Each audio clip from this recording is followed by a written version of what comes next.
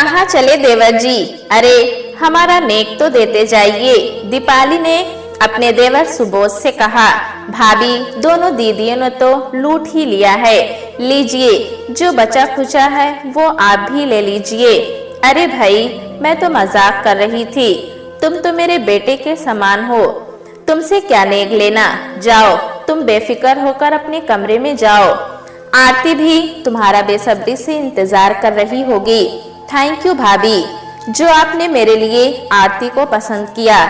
तब दीपाली बोली, thank you किस बात का सुबोध, बड़ी बहू होने के नाते ये तो मेरा फर्ज था कि इस घर के लिए ऐसी लड़की लेकर आऊं जो बहुत सुंदर, सुशील और संस्कारी हो, और मुझे ये सब गुण अपनी ममेरी बहन आरती में दिखे, और उसने भी तुम्हें पहली नजर में ही पसंद कर लिया था, और फिर मम्मी पापा के अलावा और भी रिश्तेदारों को आरती बहुत पसंद आई, इसीलिए इस रिश्ते में कोई अड़चन ही नहीं आई। फिर आरती है भी तो कितनी खूबसूरत, लेकिन फिर भी भाभी, आरती को ढूंढा तो आपने ही था, इसीलिए इसका सारा श्रेय आपको ही जाता है। बस बस रहने दे, अब मेरे गुणगान करना बंद कर, ये बातें तो बाद में भी होती रहेंगी। जा, पहले अपनी नई नवेली दुल्हन के पास जा, वो तेरा इंतजार कर रही होगी। जी भाभी। और ऐसा कहकर सुबोध जाने लगा तो दीपाली ने पूछा, कोई गिफ्ट लिया है उसके लिए या नहीं? हाँ भाभी, सोने की अंगूठी लाया हूँ। तब ठीक है, जा, और उसे ज्यादा मत सताना। दीपाली मुस्कुराते हुए बोली, और इधर सुबोध शर्माते हुए अपने कमरे की तरफ चला गया। सुबोध के जाने के बाद दीपाली भी सोने के लिए वहां हॉल में लगे अपने बिस्तर पर जा लेटी। अभी ज्यादातर मेहमान घर पर ही थे, कुछ ही मेहमान गए थे, इसलिए दीपाली ने अपना कमरा शादी में आई लड़कियों को दे रखा था और खुद बुजुर्ग महिलाओं के साथ हॉल में बिस्तर लगाकर सो रही थी। पुरुषों का ठिकाना पड़ोस के घरों में हो गया था, इसीलिए वे सभी वहीं आराम कर रहे थे। शादी की सारी जिम्मेदारी बड़ी बहू होने के नाते दीपाली ने ही संभाली थी। वो इतने दिनों से काम कर कर के थक के चूर हो गई थी, इसलिए बिस्तर पर लेटते ही फौरन उसकी आंख लग गई। अभी दीपाली को सोए हुए कुछ ही देर हुई थी कि एक जोर की चीख सुनाई दी। चीख इतनी तेज थी कि सभी अपने अपने बिस्तर पर हड़बड़ाकर बैठ गए। दीपाली भी नींद से जाग उठी और सबसे बोली, कौन चीखा?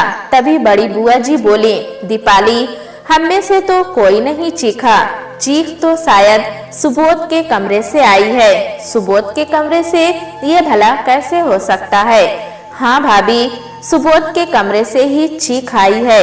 दीपाली की बड़ी ननद सुरेखा बोली। सच में? दीपाली ने दोबारा पूछा। हाँ, वहीं से चीख आई है, सुरेखा ने दोबारा जवाब दिया। तब दीपाली की सास कुमुद बोली, दीपाली जाकर देख तो कि क्या बात है, हम लोग जाएंगे तो अच्छा नहीं लगेगा, नई बहू से कुछ भी पूछते ठीक नहीं लगेगा। वो तो तेरी बहन है तो तू उससे आसानी से कुछ भी पूछ सकती है, क्योंकि चीखी तो आरती ही थी, ये मैं यकीन के साथ कह सकती हूँ। ठीक है, तो मैं अभी जाकर देखती हूँ कि क्या बात है। कहकर दीपाली सुबोध के कमरे की तरफ चली गई और उसने दरवाजे पर धीरे से दस्तक देते हुए पूछा, आरती, सब ठीक तो है ना? और फिर दीपाली के ऐसा पूछने पर आरती ने दरवाजा खोला और दीपाली से लिपटकर जोर जोर से रोने लगी। आरती को रोता देखकर दीपाली बहुत जोर से घबरा गई और उससे पूछा, क्या हुआ आरती, तू रो क्यों रही है? सुबोध ने तुझसे कुछ कहा क्या? नहीं दीदी, वे कुछ कह ही नहीं पाए। तेरे कहने का मतलब क्या है आरती? साफ साफ बोल, मैं कुछ समझी नहीं। दीपाली ने घबराकर पूछा। दीदी, जैसे ही उन्होंने मेरा घूंघट उठाया तो बेहोश होकर बिस्तर पर लुढ़क गए, इसीलिए डर के मारे मेरी चीख निकल गई। ये क्या कह रही है तू? हाँ दीदी, उन्होंने मेरी उंगली में अंगूठी पहनाते हुए कुछ बातें की और फिर जैसे ही मेरा घूंघट उठाया तो बेहोश हो गए। चल मैं जाकर देखती हूँ कि क्या हुआ है सुबोध को, दीपाली ने कहा। और फिर दीपाली सुबोध के पास गई और पानी की बूंदें उसके चेहरे पर डालकर उसे होश में लाने की कोशिश करने लगी, लेकिन सुबोध होश में नहीं आया। तो वो भागते हुए हॉल में गई और फौरन टेलीफोन करके डॉक्टर साहब को घर पर बुला लिया। इसके बाद घर के सभी लोगों को बताया कि सुबोध बेहोश हो गया, तो सभी भागकर सुबोध के कमरे में पहुंच गए। थोड़ी देर में डॉक्टर साहब अपने स्कूटर से वहां आ पहुंचे और उन्होंने सुबोध का इलाज शुरू किया और कुछ देर बाद सुबोध होश में आ गया। तब डॉक्टर साहब बोले, शायद शादी की थकावट से ऐसा हुआ होगा, इन्हें आज की रात आराम करने दीजिए, कल तक ये बिल्कुल स्वस्थ हो जाएंगे। फिर डॉक्टर साहब चले गए। उनके कहने पर दीपाली ने आरती को अपने कमरे में सुला दिया और सुबोध दूसरे मेहमानों के साथ जा लेटा, क्योंकि सुबोध को अकेले उस कमरे में लिटाना उचित नहीं था, क्योंकि उसकी तबीयत ठीक नहीं थी। और इसी तरह पूरी रात बीत गई। फिर सुबह हो गई और इस तरह पूरा दिन बीत गया और फिर से रात आ गई। आज रात फिर दीपाली आरती को दुल्हन बनाकर उसके कमरे में बैठा आई और सुबोध से उसके कमरे में जाने को कहा। और पहली रात की तरह सुबोध फिर आरती के पास पहुंचा और फिर से वही चीख सुनाई दी और आज फिर से सभी डर गए। दीपाली फिर कमरे में जा पहुंची तो आज भी वही हाल था। सुबोध फिर बेहोश था और डॉक्टर साहब को फिर घर पर बुलाया गया, लेकिन इस बार डॉक्टर साहब ने कहा कि सुबोध के बेहोश होने की वजह थकावट नहीं है, आप इन्हें किसी साइकियाट्रिस्ट को दिखाइए, वे ही इनकी बीमारी की ठीक ठाक वजह बता पाएंगे। ये बात सुनकर वहां मौजूद महिला मेहमानों के बीच खुसुर फुसुर होने लगी। वे आपस में कहने लगी कि हो ना हो ये कोई ऊपरी चक्कर है या दुल्हन ही किसी रूह प्रेत को अपने साथ ले आई है, तभी ऐसा हो रहा है। वो रूह इन दोनों का मिलन ही नहीं होने दे रही है।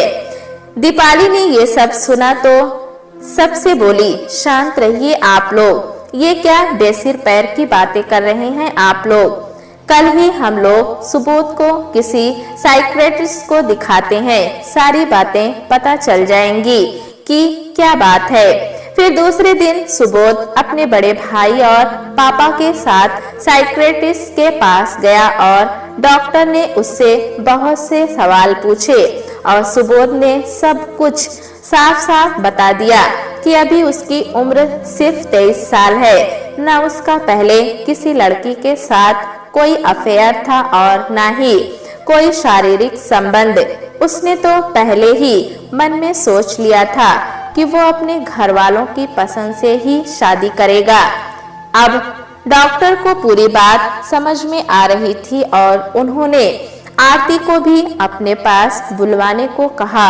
और जब डॉक्टर साहब आरती से मिले तो उन्हें पूरी बात ठीक तरह से समझ आ गई थी, क्योंकि आरती बहुत ही ज्यादा खूबसूरत थी, सुबोध से कई गुना खूबसूरत। और फिर डॉक्टर साहब सबसे बोले, सुबोध को विस्ट्रोफोबिया या कैलिग्निफोबिया हुआ है।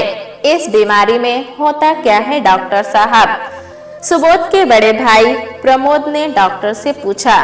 तब डॉक्टर साहब बोले, इस फोबिया में पुरुषों को खूबसूरत महिलाएं पसंद तो होती हैं, लेकिन ऐसी महिलाओं से उन्हें बहुत डर लगता है। खूबसूरत महिलाओं को देखकर या उनसे अकेले में बात करने के ख्याल से भी वे बुरी तरह घबराते हैं।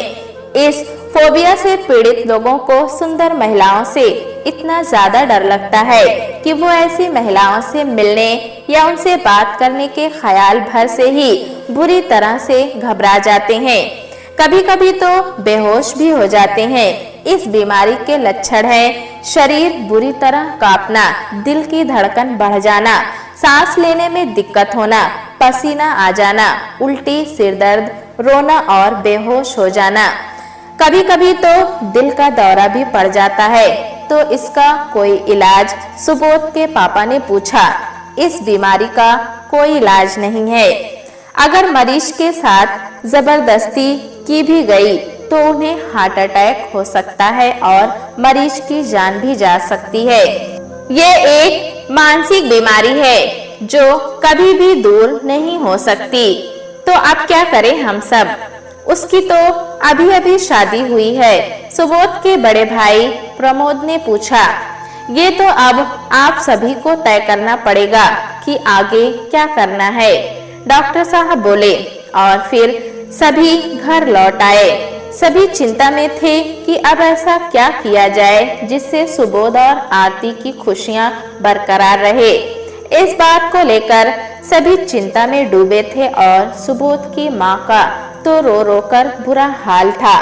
वो अपने बेटे को जीवित भी देखना चाहती थी और खुश भी।